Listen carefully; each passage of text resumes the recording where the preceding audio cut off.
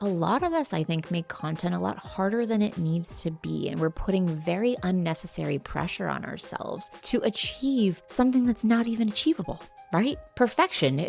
Who's to decide what is the perfect content schedule? Who's to decide what the perfect looking feed is? Who's to decide how many times is the ideal amount to post? Like, who's in charge of these things? I don't know. You tell me.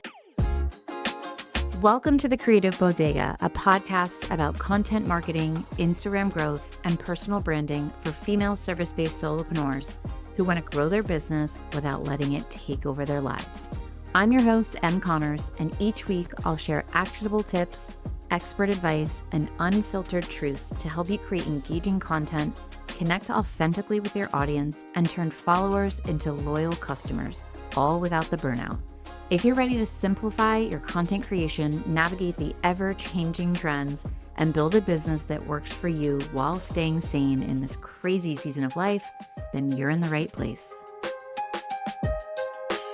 What up? Em here from The Creative Bodega. So excited to chat with you today about the 10 things I quit to make content creation feel fun and easy again.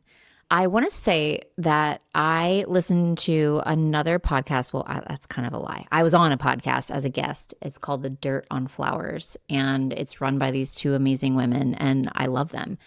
And they call their listeners dirt bags, which I think is hilarious. I crack up every time I think about it. And I would really like to be able to call my listeners something. I think there's something really cool about that. And it feels very insidery to be called something. And I'm not one to be like, my content queens. Dirt bags is hilarious. Again, they're all flower growers. So it's super appropriate. So if you have an idea for me, I don't know why I just thought of this before getting started, but if you think of something that we can call this community of listeners, that would be so fun. Definitely could be a play on maybe the Content Coven, my membership. It could be my Content Witches, but that's kind of cheese too. I don't know. Anyways, I digress. I'm sharing 10 things I quit doing so that I could create content more easily, more joyfully, and in a way that actually supports my business and doesn't drain me. So I want to be very relatable today, very real talky, very judgment free. And I'm hoping this episode is going to feel really empowering. Because if there's anything I've noticed with all the female entrepreneurs I work with, it's we all feel like we have to follow all these rules. If we don't do this, we won't be successful. If we don't follow this advice, we're never going to make it. And here's the thing. Every single creator has their own unique experiences that led them to the point where they are, and you're never going to be able to follow their footsteps exactly. Sure, you can take bits and pieces, but if you don't really own it and make it something that feels good and fun and light for you, it's going to be a slog. And I don't know. I feel in the end, you're sort of a little doomed if you follow that rat race. So everything I say, I tell everybody, take with a grain of salt. Take what feels good, forget what doesn't, and, stop following or listening to people who don't make you feel good enough or you're not doing enough. We're already so hard on ourselves. We don't need anyone else telling us that we're not doing enough or not good enough, right? So I'll never forget when I was thinking about starting a podcast, I reached out to my community, of course, via stories, of course. And I said, can you share some podcasts that you listen to and love? I'm just doing some research. And somebody shared with me a podcast by a woman named Ash McDonald. And Ashley is a therapist and a business mentor. And they were the reason I love it is because she's on a walk when she's talking on this podcast. And I was wait, what? Because I hadn't even started podcasting yet. And I was oh my God, I need a studio and I need the perfect microphone and I need silence and here's this person saying my favorite podcast is from someone who literally is out for a walk and you can hear cars honking and you can hear dogs barking and you can hear kids crying. And I was really? So of course I had to go and listen. And I ended up binging the you-know-what out of her podcast, just drinking the Kool-Aid, just re-listening to episodes And so much of what she said was like resonating with me so much. And so here was this woman who not only was recording a podcast in a way that no podcast coach would ever recommend you do, right? Being out and walking and having all that noise. And number two, at the time, she had completely gotten off of Instagram. Like she had stopped posting completely. It said on her Instagram she was taking like a 2-month break. But at that point, I think when I found her, it had been like 3.5 months and she still hadn't come back. And I was like, wow, someone can do that? Like you can just like, how are you so brave? That was very brave to me for someone to just be like, I'm stopping. Like, I don't care. And I need to like get my life together. And then maybe I'll come back. But maybe I'll come back in 2 months and maybe it'll be more. And I don't know. I just felt like she was super brave. And I felt like I needed someone like her to kind of help me figure out some of the limiting beliefs that I was having, or the pressure, like relieve some of the pressure that I was constantly putting on myself to show up, no matter what. So she kind of gave me that permission to take that imperfect action, that it was probably good enough that I'm just sitting at my desk in my house with a decent microphone in front of me. And maybe I didn't need, everything to be absolutely perfect. Maybe there's no such thing as perfect, right? But anyways, so I know that content creation can feel really heavy at times for a lot of us. And if you're a solopreneur trying to do it all, like you've absolutely had those moments where you're like, why does this feel like such a grind? Or shouldn't this be easier by now? Or should I keep going? Should I keep posting? What's the point, right? I've heard it from my students. I've heard it from my followers. There's even times when I have felt this deeply myself, right? And the truth is, a lot of us, I think, make content a lot harder than it needs to be. And we're putting very unnecessary pressure on ourselves to achieve something that's not even achievable, right? Perfection. Who's to decide what is the perfect content schedule? Who's to decide what the perfect looking feed is? Who's to decide how many times is the ideal amount to post? Like, who's in charge of these things?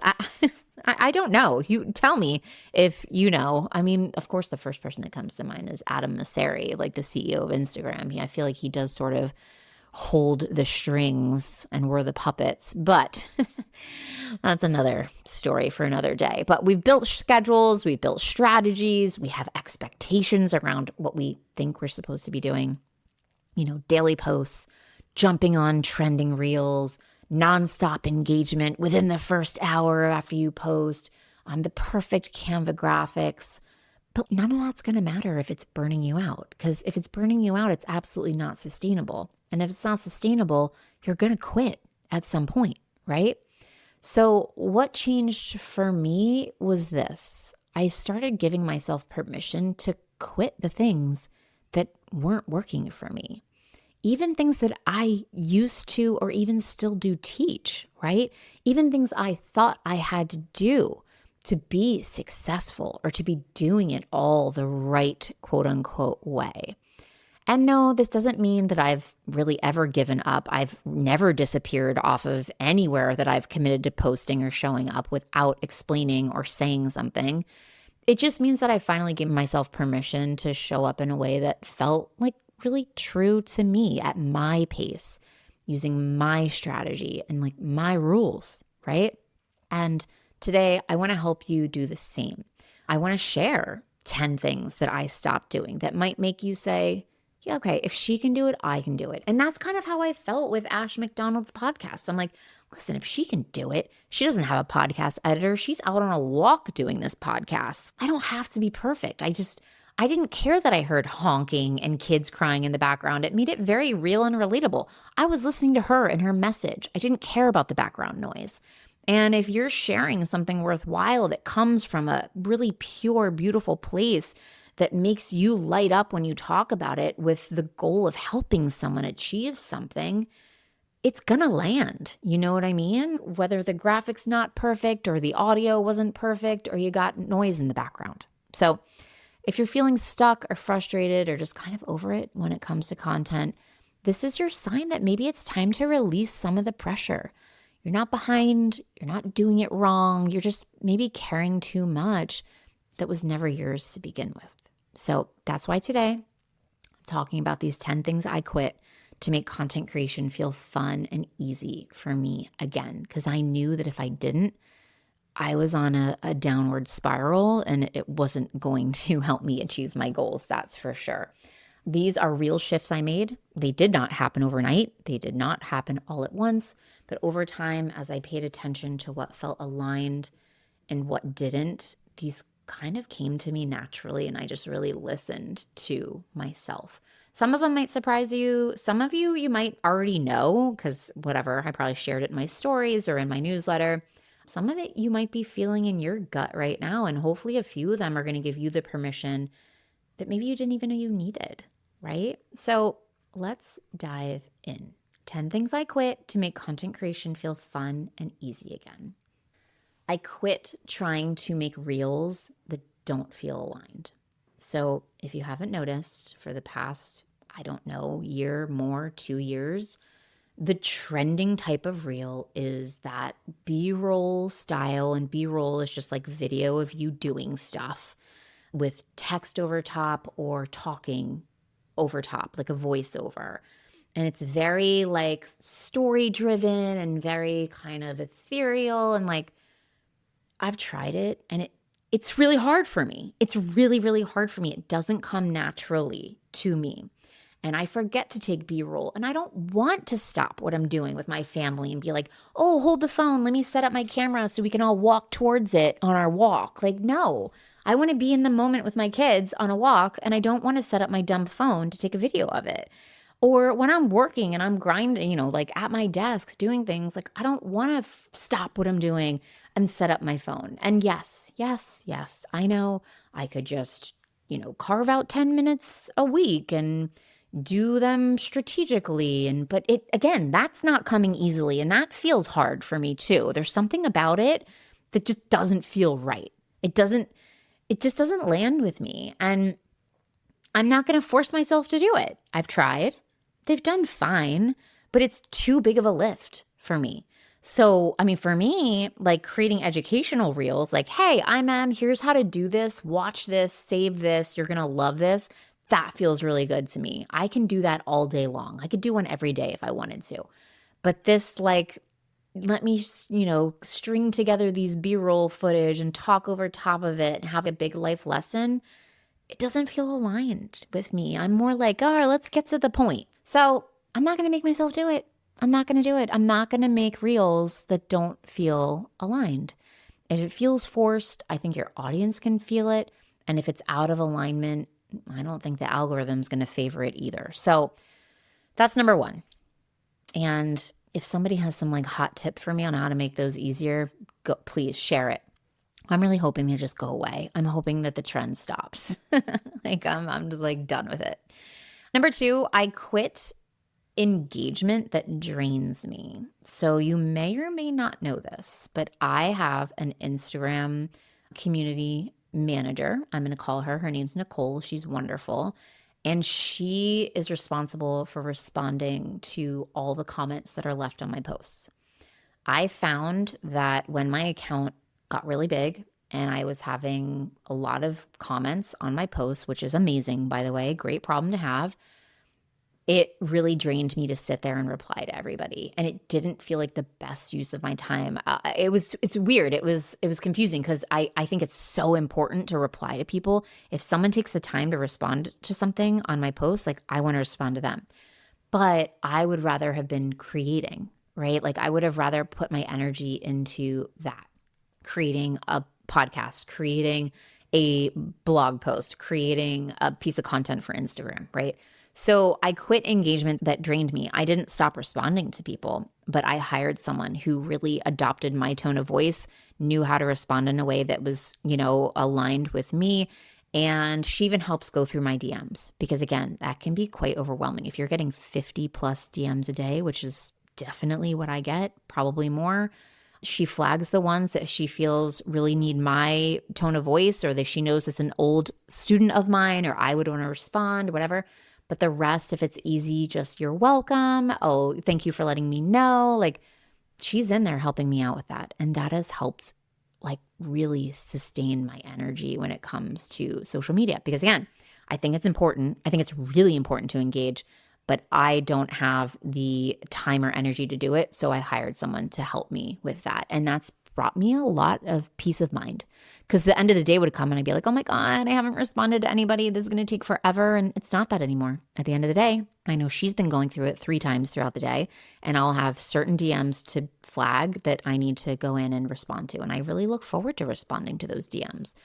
I definitely enjoy DMs more than I do like replying to comments, but they both are time. It's time. So number 3, I quit answering in-depth questions via DM from people who aren't past students of mine, who I know all my past students. I literally know every single one of their names. I'm not even kidding. Or in my community. So if you're not in my community and you're DMing me like a question, can you look at my bio? Can you look at my content pillars?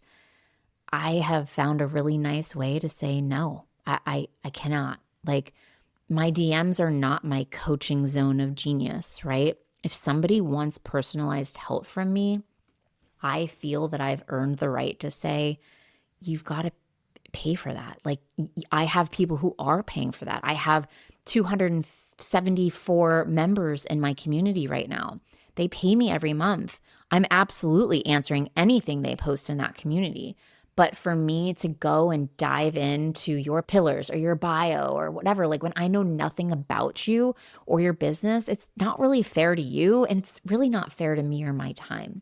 So I've had to, again, come up with a very nice way to say, I'm sure you understand this. I'm stretched very thin. I get a lot of DMs every day, and I wish I could, but I can't stop to answer everyone. But if you do want consistent feedback or answers, like, please join my community. That's where you can get it.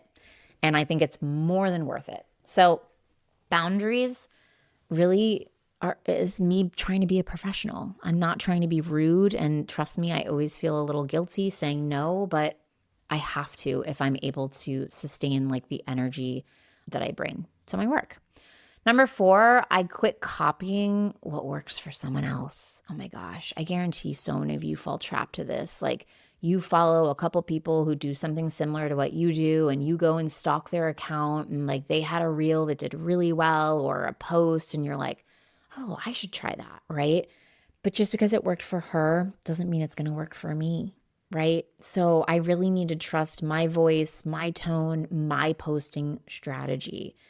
You don't need to borrow somebody else's blueprint. You can honestly build your own, right? And, you know, if that's hard for you, like maybe you stop following those people if it gets in your head, right? And I'm not saying you can't be inspired by, but I actually prefer to follow people that are not in my niche for ideas like this, because I don't know, it's just more fresh, right? In fact, this content idea for this podcast, these 10 things I quit doing, it's actually from a YouTube video from somebody who's like a YouTube expert. And I loved the headline, and it got me to watch the video. And I was like, you know what? That could be good for a podcast episode. So here we are. Number 5, I quit the before and after school content chaos. So I tell everyone, I work from the hours of between 9 and 3. When my kids are home before school or when they get home from school, you will not find me working. You will not find me at my desk. My laptop stays up in my office. I am not on my phone trying to respond to people. I don't even look at my phone, to be super honest. And the same goes with bedtime and morning when I wake up. I do not sleep with my phone in my room.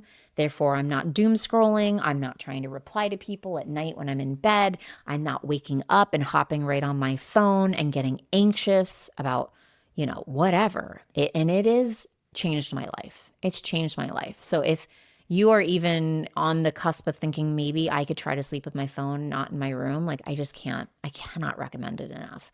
Or even just having boundaries around when you're replying to people. I tell people, you're not going to get the best version of me if I'm replying when my kids are home. And I think about them being on their phones one day, and I'll be really upset if they're not paying attention to me when I'm talking to them because they're on their phones. And I don't want to set that precedence myself. So yeah, I avoid the before and after school content replying or post replying, and same with bedtime and morning time. Number 6, I quit. This actually goes along with that. I quit the I have to respond right away mindset. Like I'm a little bit of a spaz. I don't like notifications to be there. So if I see a notification, like it needs to go away and I need to deal with it. So what that means is I don't get notifications from Instagram when I have a DM. I don't get notifications when people comment on my posts. Those are all turned off. I strategically check my DMs 3 times a day. The DMs will be there. I don't have an automatic message saying, thank you for your thing and I'll be with you as soon as I can. I actually hate those. I hate when I get those from people. And I'm almost like, you don't have to do that. Like you're a working person. You don't have to tell us how much time it's going to take you to get back to us. Like I don't know. You're living your life. Like you don't really owe anyone that. So I don't know. I don't like those types of automatic responders. I don't expect people to reply to me immediately. And I don't think you should expect it from other people. So I don't owe anyone instant access to my time or energy, and neither do you. Being responsive is great, but being reactive is not for me. So I'm very strategic with that. Number 7, I really quit focusing on vanity metrics. Like I just have stopped obsessing and trying to like figure out why I'm not getting likes, why I'm not getting views, why I'm not getting saves and shares. What did I do wrong? That's where my mind goes. What did I do wrong? Why did I post this a year and a half ago and it crushed it and now it's just bombing? Who knows? I will probably never know the answer. The stupid algorithm changes every minute. I don't know. Like I've really just started trying to focus on creating content that feels really fun for me, really lights me up, really true to who I am and the problem I'm trying to solve for someone. And even if it doesn't crush it on Instagram, if it brought me joy and I know it helped maybe one person, like it just is what it is right now. It's just so hard out there.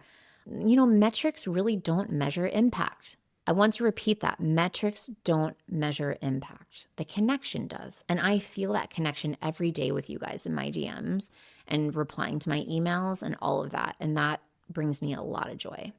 Number 8, I quit feeling like everything I've built is going to fall apart if I take a break. So whether that's taking a break off Instagram for a day and not posting, which I just started doing a couple weeks ago, which is very hard for me, or taking 2 weeks off, which I did last August. And I haven't done that since, but I would really love to do that again this summer. I made the mistake early on, the first 3 years of my business, by working through vacations. I would still post. I would still email. I would still show up. And sure, you could be like, oh, but you batch and like it's just coming out. But there were still always problems, right? I set up the many chat wrong, or people were waiting for replies, or like it still had me tethered to my phone on vacation when that's not what I wanted to be doing. And I was really frustrated with myself when my whole family's on the dock enjoying the lake and I'm like up in the house because I messed up something with a keyword in ManyChat. And I'm like, are you kidding me? I don't want to be up here doing this. Why did I even post? Just take the time off. Nothing's going to fall apart, right? And here's the thing. When I've taken this time, I come back so much more alive and creative, right? So breaks are not laziness. They're maintenance. You should build them in. So now I've made a commitment to myself to take a week off every quarter. And it just is what it is. I'll let people know I'm taking a week. I'll see you in a week. Here's what I'm up to. Or maybe I don't even have to tell them what I'm up to. I don't know. Maybe I'm up to nothing. But that's what's going to feel good for me. Number 9, I quit the all or nothing posting pressure. So it kind of goes back to another one, but I'm not feeling the need to show up every single day to be consistent. I am consistently committed, even when I'm not constantly showing up online. I realize that my content doesn't have to be visible and brand new every single day. It doesn't have to feel like a full-time job. And I want it to feel fun again. So I really need to let go of that pressure, like I have to show up 6 days a week or everything's going to fall apart, because it's not. That's the truth of it. And when something does really well or goes kind of viral, like I should let that go. I should not show up the next day. I should just let that kind of ride that wave for a bit and then show up again. Or I even considered going down to like a 3 to 4 day posting schedule versus 6. Like I see a lot of creators who are as big as me or bigger, like only doing that much. And that kind of feels glorious to me, you know? When I was a smaller account and really trying to make a name for myself and really try to grow my following, like 5, 6 posts made sense for me. I'm not sure if that's what I have to be doing anymore. And so that's something I might investigate this summer, to be honest, showing up a little less and maybe putting a little more time into what I am creating. Last but not least, and I've never admitted this out loud, and this may be very shocking to you, is I've really quit the mentality that Instagram is the only place I need to be to grow my business. I feel sad saying that. I wish I could have a talk with the CEO of Instagram. I wish I could tell him how disheartening it is as a creator who has poured so much time and energy into their platform to feel like I'm getting there's just the shit end of the stick as far as reach and visibility. I feel like I am punished for having so many followers. I'm not going to lie. There are days when I wish I could go back to 10,000 followers. I'd probably do it in a heartbeat. I'm not going to lie. I have 121,000 followers, all organically, which is great. I didn't pay for any of them. I didn't do any ads, but I just feel I don't even want to reach new people. I shouldn't even say reach. I just want to reach my own followers. And I feel like it's gotten harder and harder and harder and harder every single algorithm change that is made. And if I'm not out there doing those artsy reels with all this B-roll and like voiceover, like I'm not going to get any like visibility. I don't know. So I've really started thinking a lot about getting on other platforms.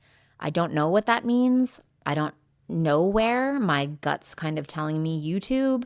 I'm loving the podcast. Like maybe I do take my podcast to video and I do one really great video a week and it's on YouTube. But I've definitely started diversifying by adding on the podcast. You know, I love my email newsletter. That's something I'm definitely willing to expand upon. Maybe it's everyone's talking about LinkedIn. Maybe it's Pinterest. I'm not sure.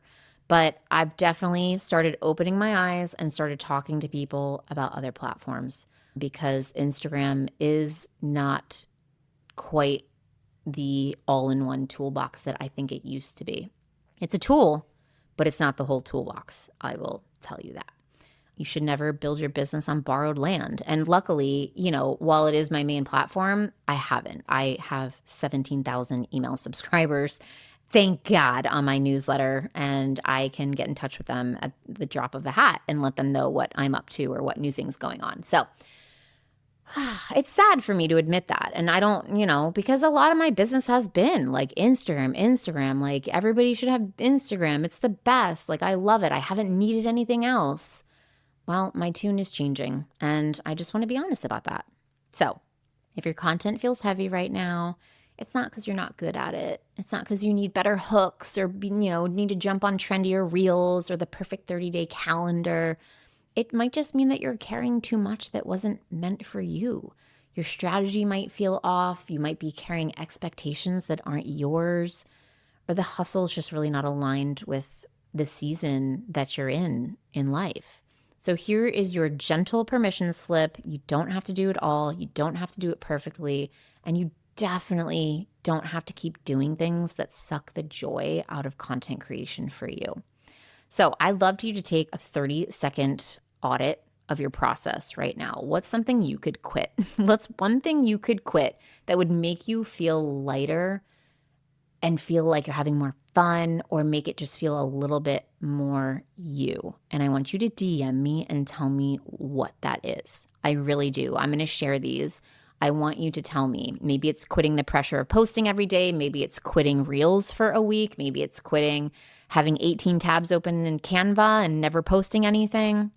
Whatever it is, I want you to let it go. Give yourself the space to create from a place of clarity, not chaos. Okay? You've got this. I've got this. I hope you've enjoyed this real talk. Let me know what you think, and I'll see you next week. Thanks so much for hanging out with me on the Creative Bodega podcast. If you love this episode, please be sure to share it with a fellow solopreneur who could use a little content creation inspiration. And hey, don't forget to check out the show notes for any resources I mentioned on the episode to help you create content that feels easy and actually gets you results. If you want even more Canva and content tips, head over to my website, thecreativebodega.com, or find me on Instagram under the same name. Until next time, keep creating, keep showing up, and most importantly, try and have a little fun with your content. I'll see you on the next episode.